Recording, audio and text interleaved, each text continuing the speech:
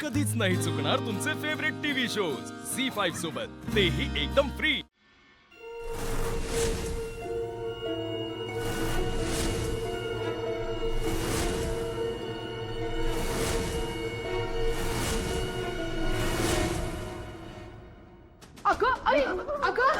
अरे देवा माझ्या, हे काय? तनया तनया कुठे? तनया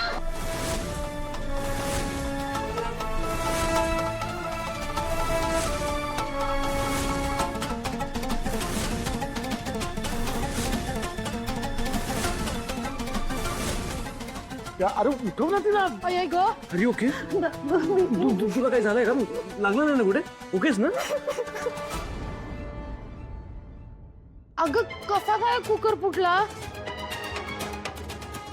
तू स्टोव बंद केला नाही? स्टोव बंद करते। कर कर, हळू हळू हळू।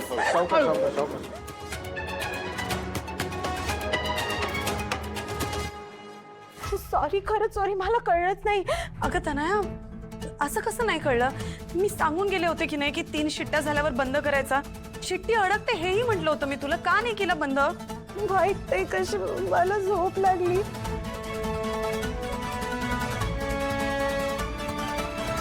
झोप लागली?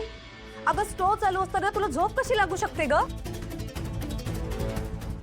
काय ग तनया, बरं तर बरं जवळ उभी नव्हतीस, नाहीतर भाजून निघाली असती डोक्यापासून पायापर्यंत।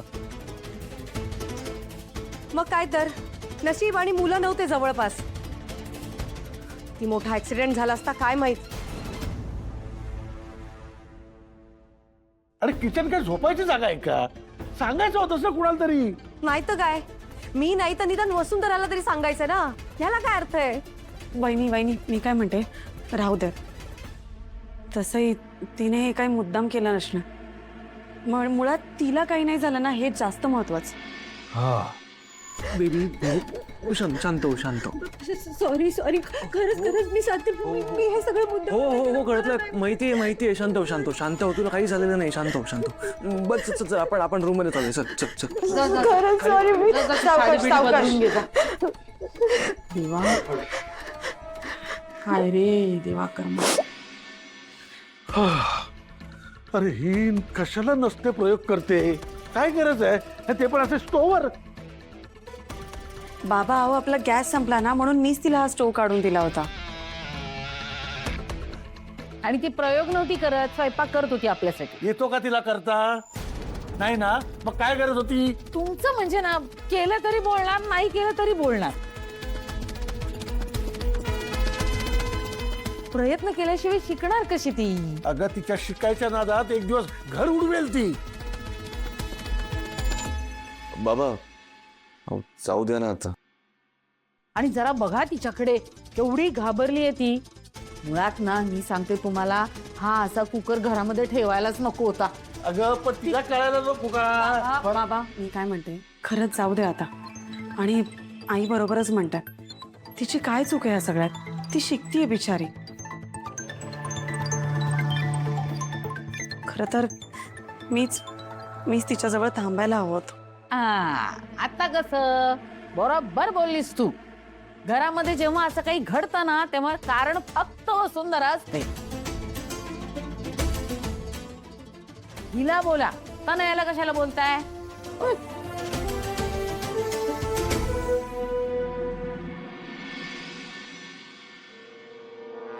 देवा परमेश्वरा, काय काय बघायला लागणार आहे या घरामध्ये आणखीन कोणाच ठाऊक। बाबा, दादा, वहिनी, तुम्ही सगळे आज जा, मी एवढं सगळं आवरून घेते। हा, मी मदत करतो तुमची। नाही नाही, नको, तुम्ही आज जा। मुलं घाबरली असतील आवाजाने, तुम्ही त्यांच्याजवळ थांबा। मी हे सगळं आवरलं ना की तुम्हाला बोलवते। बर, ऐक, सांभाळून करा। हो बाबा। काही लागलं तर हाक मार, मी रूम मध्येच। हो वहिनी, एवढं आवरून ताटं वाढली की मी बोलवते सगळ्यांना।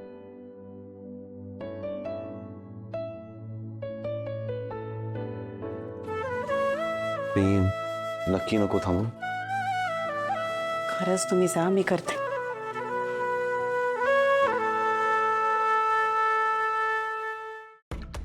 शांत हो, तुला काही झालेलं नाहीये। शांत हो। अरे काही झालं असतं तर असा कुकर ठेवायचाच कशाला घरात? तो खूप जुना कुकर आहे. तुमच्या त्या जुन्या कुकरमुळे एक तर माझं डोकं फुटलं असतं, तर माझा अख्खा चेहरा खराब झाला असता अखिल. हो आय नो. मी खरंच सांगते, मी मुद्दाम नाही केलं. मी खूप दमले होते. मला कशी झोप लागली, कसा डोळा लागला चुकून मला कळलंच नाही. अगं पण किचन ही काय झोपण्याची जागा आहे का? पण तुला काय बरं वाटत नाहीये का? अशी अचानक किचन मध्ये कशी काय झोप लागली?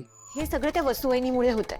तुला झोप लागली ही वसुंधरा वहिनीची चूक कशी काय असू शकते? ही तिचीच चूक आहे. तुला माहितीये ती सकाळपासून माझ्याकडनं केवढी कामं करून घेते. अखिल तिने आधी अख्खा लॉन साफ करून घेतला, मग घर पुसायला लावलं, मग मला किचन मध्ये घेऊन गेली. अखिल तिने मला साधा एक मिनिटाचा ब्रेक नाही घेऊन दिला यार. थांब मी वहिनीशी बोलतो.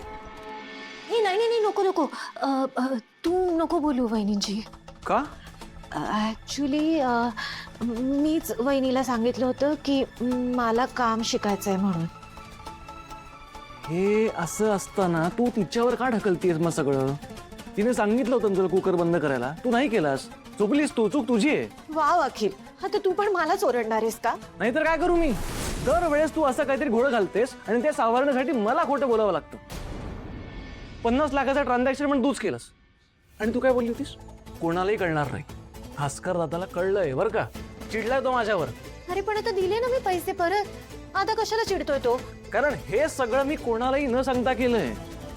आकाश दादा असताना माझ्या जागी तर त्याने असं कधीच केलं नसतं. आणि तुझा तो कुकर फुटण्याआधी आमचा खूप मोठा वाद झालाय बाहेर, माहितीये? खूप चिडला होता दादा माझ्यावरती, मग माझा यावा चढला. जाऊ दे ना, काय तुला सांगून काही उपयोग आहे का? इन दी एंड सगळं मलाच मॅनेज करावं लागणार आहे, सगळं मलाच हँडल करावं लागणार आहे. अरे अखिल,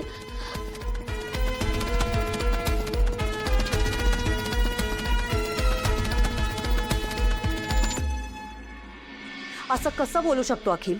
हा, चूक केली तर माफी मागितली पाहिजे होते ना त्यांनी. वर तुम्हाला बोलतोय तो. अखिल सीईओ झालाय म्हणजे काय तुमचं महत्व कमी झालेलं नाहीये. आणि तुम्ही त्याचे मोठे भाऊ आहात. तुमचा कामाचा अनुभव त्याच्यापेक्षा जास्त आहे हे तो विसरतोय. आकाश आजपर्यंत माझ्याशी असं कधी वागला नाहीये. खरं सांगू का, अखिल असा नाहीये, पण लग्न झाल्यापासून तो खूप बदललाय. मला तर वाटायला लागलंय त्या तनयाने ना आपल्याबद्दल काहीतरी भरवलं असणार त्याला, म्हणून तो हे असं सगळं वागतोय आपल्याशी. जाऊ दे ना अवनी, अगं तो त्यांचा खाजगी प्रश्न आहे. खाजगी तो तुम्हाला बोललाय, तुमच्या लक्षात येतंय का? आता हा खाजगी राहिलेला नाहीये. इतर वेळेस मी तुम्हा भावंडांमध्ये कधी पडत नाही, पण तुम्हाला आत्ताच सांगते, तुमचा अपमान केलेला मला सहन होणार नाही. अखिल वाटेल ते बोलेल आणि आपण गप्प बसायचं. उद्या म्हणेल की ही अख्खी कंपनी माझी आहे, मग एक तर आधीच आकाश भाऊजींना त्याने बाजूला केलेलं आहे, उद्या तुम्हाला बाजूला केलं तर? अवनी हे काय बोलतेस तू? मी काहीही चुकीचं बोलत नाहीये. घरात भांडणं लावायची म्हणूनही बोलत नाहीये मी, पण कधीतरी आपण आपल्या बाजूने बोललं पाहिजे ना. दुसरं कोण बोलणार आहे? अवनी मला पटतंय तुझं, तू बरोबर बोलतेस. मी बोलतो अखिलशी आणि बाबांशी. बोलाच तुम्ही, पण लक्षात ठेवा मी तुमच्या सोबत कायम असणार आहे. कोणाचं काही ऐकून घ्यायची गरज नाही आपल्याला, कळलं? झी5 ॲप डाउनलोड करा आणि पहा सर्व एपिसोड्स एकदम फ्री.